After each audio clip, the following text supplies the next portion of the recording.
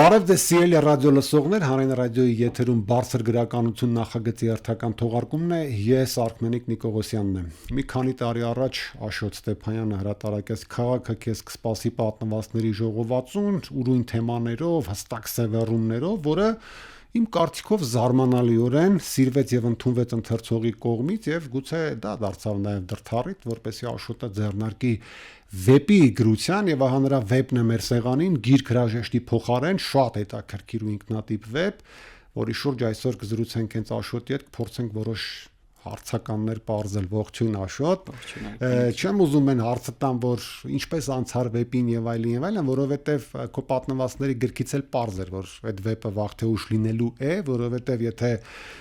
որոշ սյուժեներ զանցառնենք, շարունակություններ, հետեւառաշներ եւ այլն, ըստ էության այդ պատմվածքների գիրքն էլ մի մեծ վեպ էր, մանավանդ եթե հաշվի առնենք քո այս վեպի արդեն կոմպոզիցիան, ամենատարբեր պատմություններ, ամենատարբեր մարդիկ, որոնք ի վերջո միավորվում են այս մի վեպի մեջ, շատ հանգիստ կարող էր նաև պատմվածքների ժողովածու լինել։ Այնպես որ գլխանդ ուզում եմ ասեմ, որ շատ տպավորված եմ այս վեպից եւ համարում եմ, թող ռադիո լսողներն էլ լսեն, մեր վերջին տարիների վիպագրության ամենայն դեպս ամենակարևոր ձեռքբերումներից մեկը, եւ լեզվով, եւ ֆորմայով, եւ հարցադրումներով, եւ թեկուզ իր 18+-ով, որ գրված է գրքի վրա, որտեւ այդ ամեն ինչը ինքնանպատակ չի, բայց սկսենք մի կարևոր կետից, Աշոտ, որտեվ ամբողջ վեպը կարդացողները նաեւ այդ ներքին դիալոգները կպարզեն, ըստ ամենայնի գրողի տառապանք է, թվում է թե շատ չարչրկված թեմա գրականության մեջ ընդհանրապես, որը գրել չի կարողանում, ինչ որ դեպրեսիաներ ունի եւ այլն, որը փնտրում է կերպարներ, պատմություններ, որպեսզի գրականություն ստեղծի։ Իմ առաջին հարցը գտել ես կերպարին, հա, որովհետեւ այսպիսի մի իրավիճակ էլի վեպը դրա այդ տվայտանքների մասին է, բայց ի վերջո գրվել է, ենթադրվում է, որ այդ կերպարը գտնվել է։ Շնորհակալություն նախ հրավերի համար, շատ ուրախ եմ, որ էլի գալիս եմ։ Շատ գրի, շատ արի։ Ու երև մի քանի տարի հետո նորից կհանդիպենք։ Ճիշտն ասած, կերպարը չի գտնվել, որովհետև այդպիսի կերպար իմ շրջապատում, մենակ իմ պատկերացումներում կա, որ գրողը կարա տենց տվայտանքների ենթարկվի, չնայած ինչ որ բաներ վերցրել եմ օրինակ իմ տվայտանքներից, որ օրինակ երկար ժամանակ չեմ կարողանում ինչ որ պատմված գրել ու ոնց եմ ես տառապում այդ չգրելու վախից, բայց մեկ էլ մի օր նենց է ստացվում, որ գրում եմ, բայց որպես այդպեսին, որ այդ կերպարին վերցրել եմ ինչ որ միտեղից կամ գտել եմ, չկա, ոնց որ ես իրան ստեղծել եմ ու այդ ոնց որ ինչ որ բոլորիս տվայտանքներով, բոլորիս տառապանքներով այդ արվեստի մարդկանց ոնց որ ամբողջական մի կերպար եմ ներկայացրել, էլի, ոնց որ կոնկրետ կերպար չկա, որ գտել վերցրել եմ։ Դե այստեղ կա հոգեբանի կերպար, որի հետ դիալոգ է ըստ ամենայնի վեպը։ Հիմա դա կարող է լինել հորինված, ամեն դեպքում կերպար է ձևավորվում, այդ դոկը, որը շատ հաճախ էլի գրական հնարավորությունների մեջ կարող է լինել հորինված, պարզապես դու ինքդ քեզ այդ զրուցում ես, ինքդ քեզ պատմում ես, եւ քեզ պետքա ունկնդիր եւ վեպում կերպավորվում է ինչ որ մի կերպարով։ Սա փորձենք այդպես անցնել, բայց այստեղ թեպետ դու փորձում ես այդպես անտարբերի, հա, լուրի կեցվածք տալ այդ հոգեբանին, բայց այնուամենայնիվ ես տեսնում եմ, որ վեպում պատմվում են տարբեր պատմություններ, որոնք ծնվում են տարբեր էմոցիաներից, հա, այդ հիշողությունները հենց այդ պատմությունը, հենց այդ պատմությունից այն մյուս պատմություն անցումը, այդ չի նշանակում, որ այնուամենայնիվ դիմացինը լուրջ չի։ Դժվար հարց է, որովհետև այնուամենայնիվ լուրջ չի, որովհետև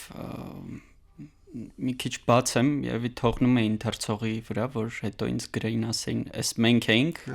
Այդ դոկը ընթերցողն է ու դե ըստ ամենայնի, հա, որովհետև ինքը լուրջ չի, որովհետև ընթերցելու ժամանակ ինքը անընդհատ սևեռվելու է այդ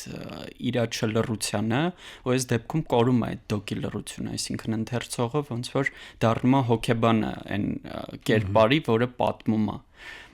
ու ոնց որ այդ ընթերցելու սևեռման արդյունքում էլ ոնց որ այդ հոգեբանական սեանսը տեղի է ունենում, էլի, այսինքն ես փորձել եմ այդ իրար կապել, այդ պատմությունները փորձել եմ նենց գծով տանել, որ ընթերցողը մի պահ ուղակի որ հասկանա ինքն է այս ամենի մեջտեղում գտնվում, ոչ թե հերոսն է, ոչ թե այդ պատմություններն են, այլ հենց ինքն է։ Ուզեցել էի ոնց որ իր միջոցով փորձել։ Լավ, այդ դեպքում կախվում եմ քո ասածից։ Այսպեսի մի հարց, երբ որ մտքիդ մեջ անգամ եղել է այդ մոտեցումը եւ ըստ այդմ էլ կառուցվել է վեպը, այդ նշանակում է մի բան էլ ըստիս։ Բավարարել վեպով կամ վեպի պատմություններով հնարավոր ակնկալիքներ։ Հա եւ պատմել պատմություններ, որոնք ցով ընթերցողը կհետաքրքրվի, հա, մանավանդ որ վեպում արդեն վերջում հասել ես քո ուզածի նստամանայինի, բեսթսելեր ես գրել, հա։ Էսա ուզում մեր ընթերցողը քեզ աշոտ բռնություններ, վատ պատմություններ, կործանված ճակատագրեր, խայտարակ վիճակներ մի խոսքով։ Իհարկե ես դեմ չեմ այդ ամեն ինչի պատկերմանը, գիտես։ Եվ ընդհանրապես դրանք խնդիրներ են, որոնց մասին պետք է բարձրաձայնել, թե պետք է վեպում միտեղ ֆրազ կա, որ ֆեմինիստ գրողները արդեն գրել են, հա, հատկապես կանանց մասերով, բայց սպասում ենք անընդհատ սրա, թե պետք վեպում էլի ակնարկա կան կայքեր, որտեղ կան վիդեոներ, չէ, որոնք անպատկերացնելի զզվելի են, բայց քեզ տանջում են հարցը, որ մարդիկ դրանք նայում են անպատկերացնულ են հետաքրքրված։ Այո։ Սպասելիք բավարարող վեպ է այդ առումով։ Քո պատմությունները հակառակը այն սպասելիքները, որ ունեին առաջի գրքից, ոնց որ այն սպասելիքները, որ ունեն նրանք, ովքեր կարդացել են առաջի գիրքս, երկրորդ գիրքը լրիվ հակառակ էֆեկտն է տալու, այսինքն այն մշակութային լեզուն, որ փորձում էի գտնել առաջին գրքում, երկրորդում ավելի դրա կոնտր ինչ որ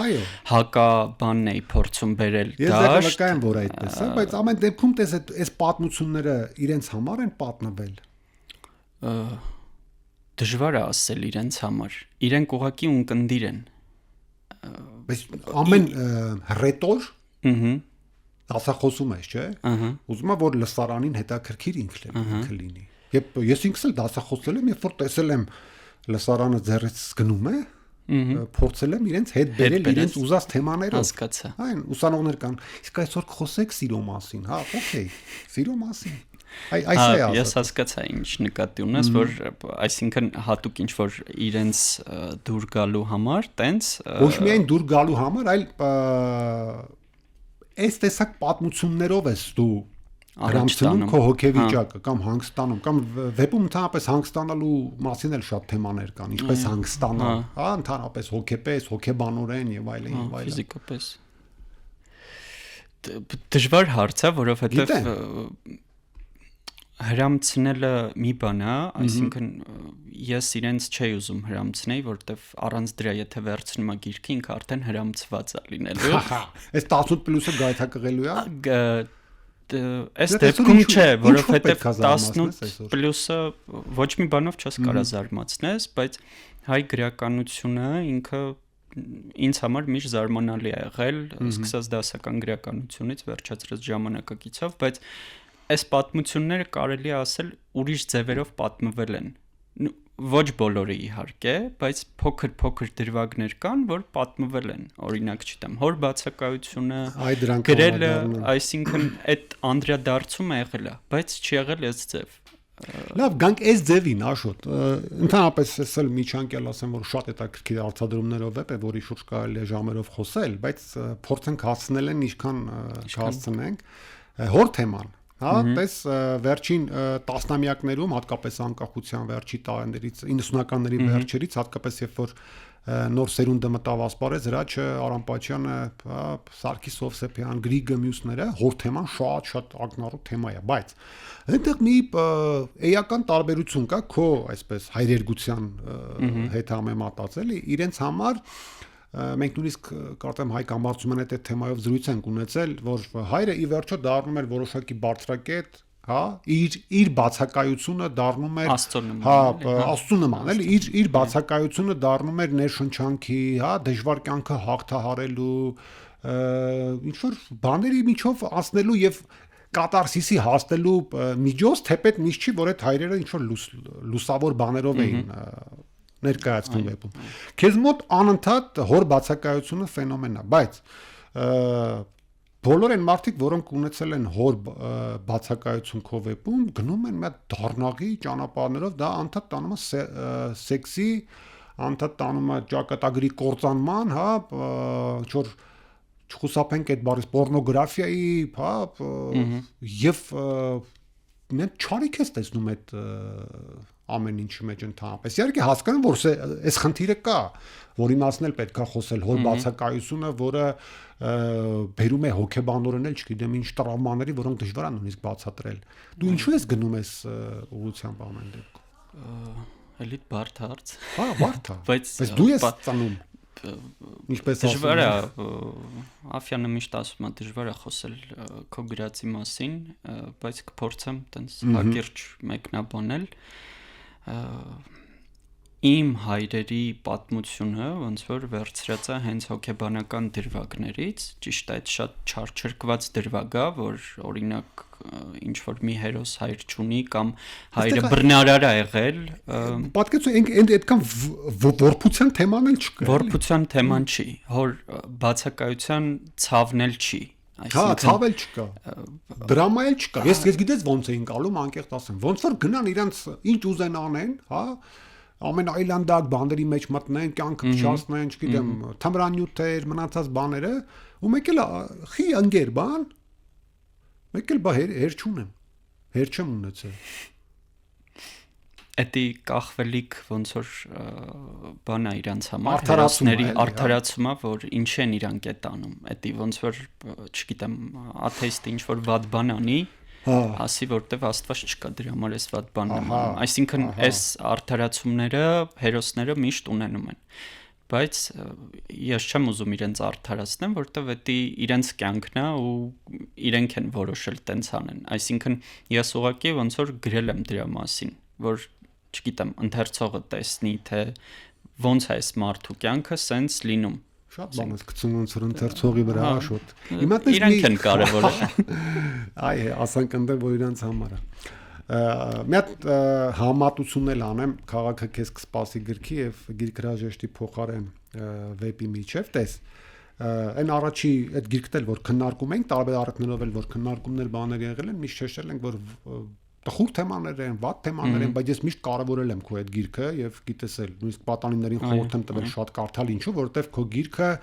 օգնում է առաջին գիրքը դիմագրավել շատ խնդիրների, որ այսօր կան մեր պատանիների շրջանում, հա, ամենատարբեր վատ բաներ, հորի բաներ, որոնց կարելի է դիմագրավել նախապես ճանաչելով, վատ հետևանքները քո գրքի միջոցով տեսնելով։ Ես առաջին գրքում նաև տեսնում էի, որ այդ խնդիրը նաև խնդիրը ինքնին, ինքը վատ բան է, դու ասում ես սա վատ բան է։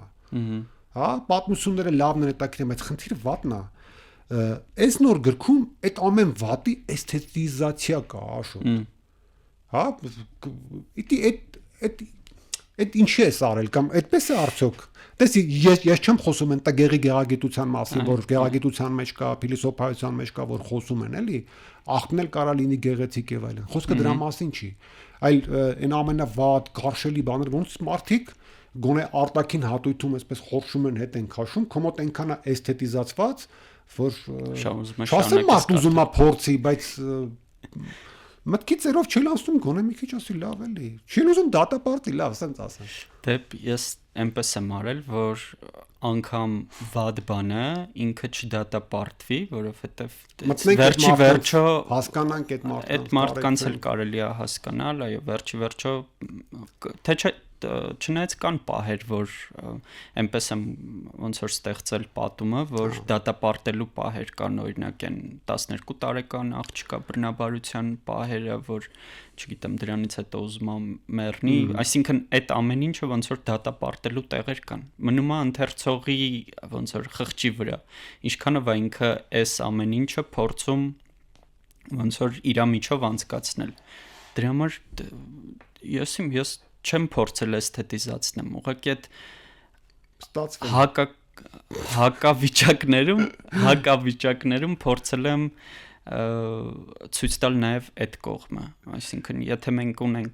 լիքը ունենք մարգինալ գրականություն,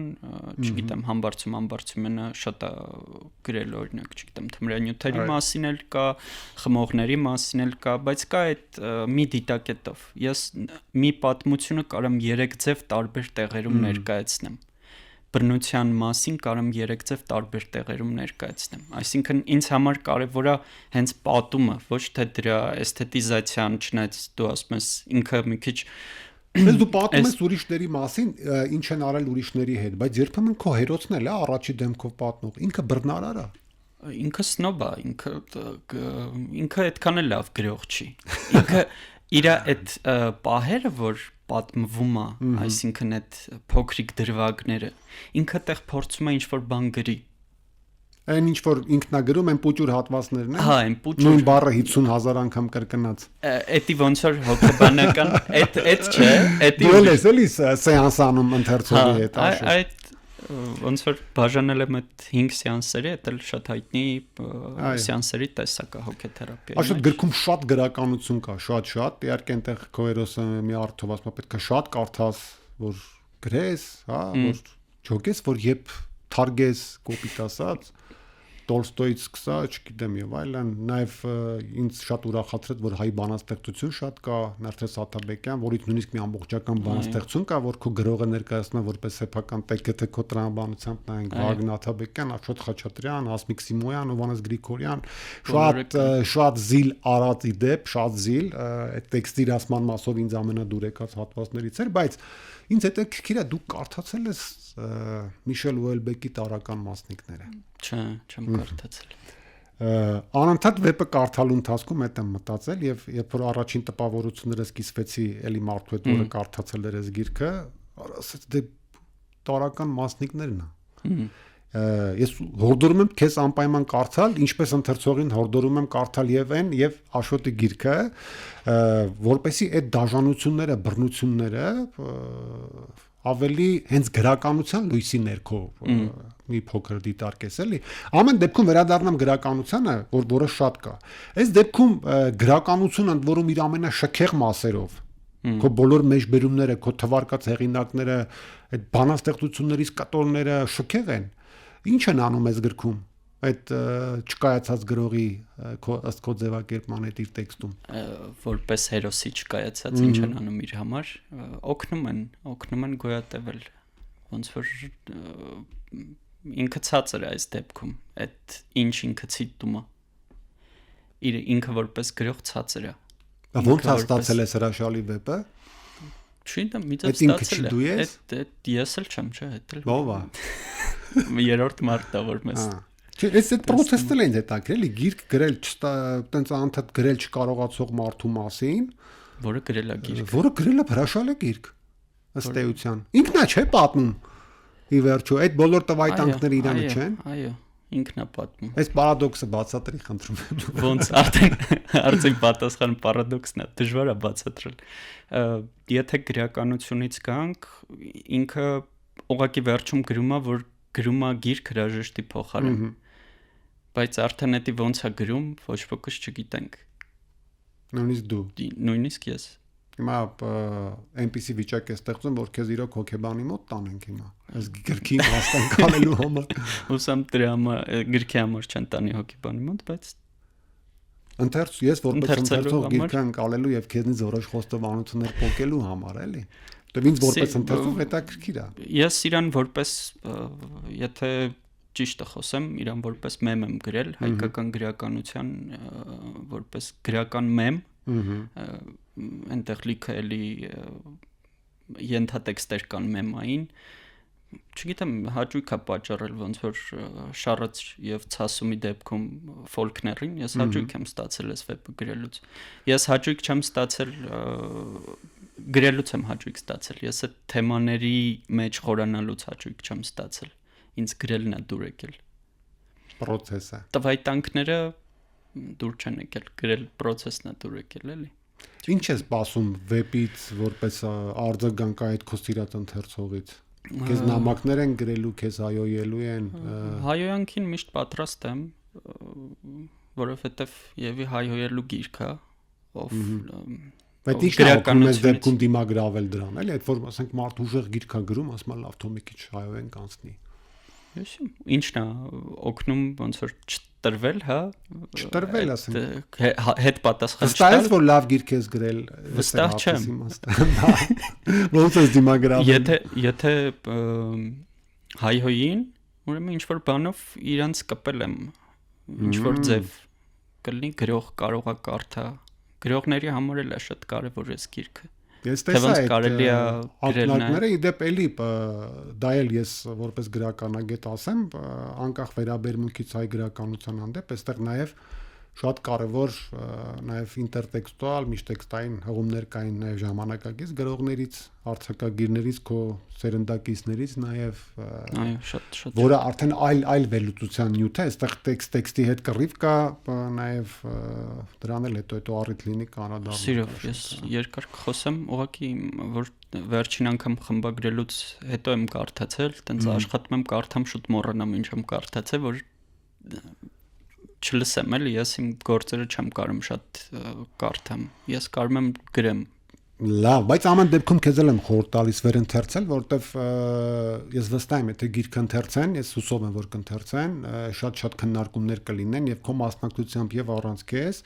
որովհետև այն սկզբի ասածս փաստում եմ, իսկապես հրաշալի վեպ ես գրել։ Շնորհակալություն։ Արժեքավոր, ես կասեի, որը դեռ շատ կքննարկվի եւ շատ հուսամ նաեւ կվերլուծվի։ Այս քննադատական ապաթիայի process-ն էլ կանցնի, քննադատները ի վերջո գրքերի մասին լուրջ հոդվածներ կգրեն, մեր գրականության մասին, իսկ երբ որ գրեն, քո վեպը հաստատ այդտեղ իր արժանի տեղը կունենա։ Շնորհակալ եմ, Աշոտ։ Սիրելի ռադիոլսողներ, վերջում հիշեցնեմ, որ Հանրային ռադիոյի եթերում բարձր գրականություն նախագծի հերթական հաղորդումն է։ Ես Արմենիկ Նիկողոսյանն եմ, զրուցում եմ արձակագիր Աշոտ Ստեփանյանի հետ։ Մեր զրույցի թեման նրա նոր գիրք հրաժեշտի փոխարեն վեպն էր։ Լավ եղեք։